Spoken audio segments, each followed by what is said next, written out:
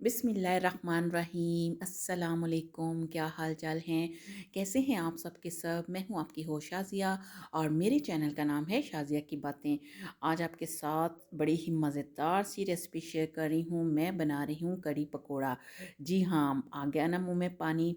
और सर्दियाँ हो और ये डिश बनी हो तो क्या ही बात है, बहुत ही मज़े की। और आज मैंने बड़े डिफरेंट तरीके से ये बनाई है, तो चलिए स्टार्ट करते हैं।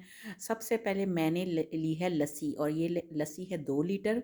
और आज बन रही है कड़ी लस्सी की। और लस्सी वाली कड़ी बहुत ही मज़े की बनती है और खट्टी खट्टी सी बनती है।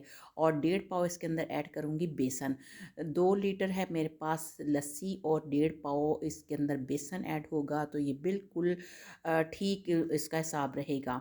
आप भी देख लीजिएगा कि अगर 2 लीटर आपके पास लस्सी है तो आप इसके अंदर 1.5 पाव के करीब बेसन ऐड कीजिएगा। अब ये देखिए, मैंने हैंड मिक्सर के साथ इसको अच्छे तरीके से मिक्स कर लिया है ताकि कोई गुठलियाँ ना रहें इसकी। और अब आज मैं बनाऊंगी हांडी के अंदर। और हांडी के अंदर मैंने ऑयल पहले से गर्म कर लिया है।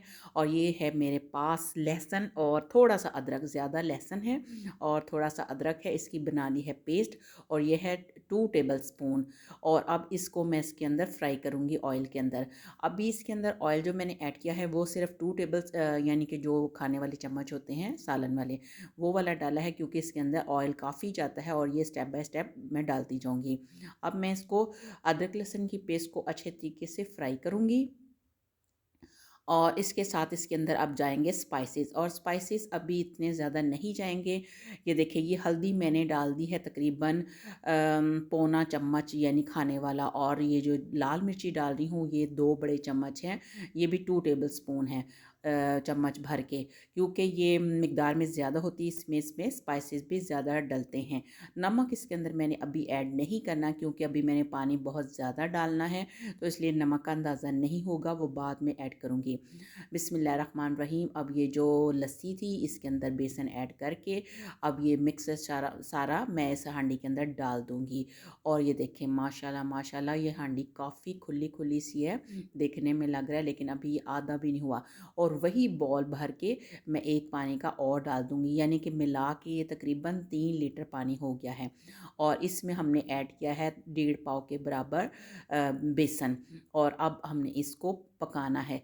अब पहला बॉयल आने तक इसको हिलाते रहना है अच्छे तरीके से, ताकि इसकी गुठलियाँ ना बने। और ये जो कड़ी में हम बना रहे हैं ये ऐसे दानेदार ना बने, बिल्कुल स्मूथ शक्ल में। अब पहला देखें ये बॉयल आने वाला है, क्योंकि पाकिस्तान में आजकल गैस का थोड़ा सा मसला हो गया है। जैसे ही सर्दी आती है गैस बिल्कुल स्लो हो जाती है, बिल्कुल कभी कभी तो बिल्कुल ख़त्म भी हो जाती है। लेकिन ये जो कड़ी वगैरह हलवा जात वगैरह होते हैं ये मीडियम लो फ्लेम पे पके तो ये ज़्यादा टेस्टी होते हैं। इसलिए मैंने सोचा कि आज ये डिश तैयार करते हैं। अब चलें, जितनी देर में ये कड़ी उबलेगी उतनी देर में पकौड़ों का मसाला तैयार कर लेते हैं। बाकी यानी कि मेरे पास था तकरीबन 1 किलो बेसन, जिसमें से 1.5 पाव मैंने उसके अंदर डाल दिया, और तकरीबन 1.5 ही पाव मैं बनाऊंगी इसके पकोड़े। पकोड़े बहुत ज़्यादा नहीं बनाऊंगी, क्योंकि ये जब कड़ी पकेगी तो फिर इतनी ज़्यादा नहीं रहेगी, तो बस पकोड़े पकोड़े नज़र आएंगे, इस वजह से मैं ज़्यादा नहीं। अब उसके लिए मैंने प्याज, हरी मिर्चें और हरा धनिया, ये तीनों चीज़ें मैंने बारीक बारीक काट ली हैं। ये देखिए, अब मैं हरी मिर्चें काट रही हूँ। और ये तीनों चीज़ें मैं इसके अंदर ऐड कर दूँगी। ये देखें, अब इसके अंदर भी मैं बहुत ज़्यादा मसाला जात नहीं ऐड करूँगी। अब ये तीनों मसाले डालने के बाद अब स्पाइसेस डालने हैं। और स्पाइसेस में सबसे पहले तो मैं इसके अंदर मीठा सोडा डाल रही हूँ, ये बिल्कुल 1/4 टीस्पून है। इससे ये होगा जो हमारे पकोड़े बनेंगे ना वो बड़े फूले फूले से बनेंगे। अब मैं तकरीबन 1.5 टीस्पून इसके अंदर ऐड कर रही हूँ नमक। और उसके बाद 1.5 टीस्पून ही इसके अंदर ऐड होंगी सुरख मिर्चें, क्योंकि इसके अंदर हरी मिर्चें भी ऐड की हैं, इसलिए थोड़ा सा लाल मिर्चें कम। और ये है 1/2 टीस्पून गरम मसाला, ये भी मैं इसके अंदर ऐड करूँगी।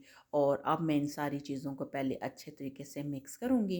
ये देखिए, ये पकौड़ों का जो हमारा बैटर तैयार होने लगा है।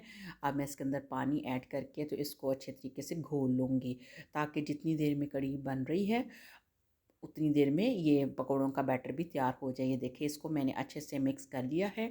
अच्छी तरह मिक्स करना है ताकि कोई भी गुठली भी ना रहे और ये इतना हार्ड भी ना रहे। अब इसको मिक्स करके मैं इसको थोड़ी देर के लिए रख देती हूँ और फिर हम अपना दूसरा काम देखते हैं। और अब देखते हैं कि ये कढ़ी कहाँ तक पहुँची है। देखिए पहला बॉयल आ गया है और अब इसको फिर चम्मच अच्छे तरीके से हिला लेना है ताकि जो बेसन है इकट्ठा ना हो। क्योंकि बेसन जितना अच्छे तरीके से पकेगा ना, कढ़ी उतनी ही मज़े की लगेगी। मैं इसको ज़रा अच्छे तरीके से घोटा लगा रही हूँ ताकि ये बेसन अच्छे से मुलायम हो जाए। अब इसको कवर दे के मीडियम लो फ्लेम पे तकरीबन 1 घंटे के लिए पकने के लिए छोड़ देना है। अब भूल जाएँ कि आपने कढ़ी रखी हुई है, अब दूसरे काम स्टार्ट करते हैं। अब ये देखिए मैंने लिया था सूखा धनिया और मैं अब इसको मोटा-मोटा सा पीसूँगी। इसको बहुत ज़्यादा पाउडर नहीं बनाना क्योंकि कढ़ी में ये थोड़ा-थोड़ा सा दाने-दाने वाला अच्छा लगता है। ये देखिए मैंने इसको पीस लिया है और कुंडी में, और ये है मेरे पास अनारदाना, ये भी है 1 टेबलस्पून। अब इसको भी मैं इसी तरह कुंडी के अंदर पीस लूँगी।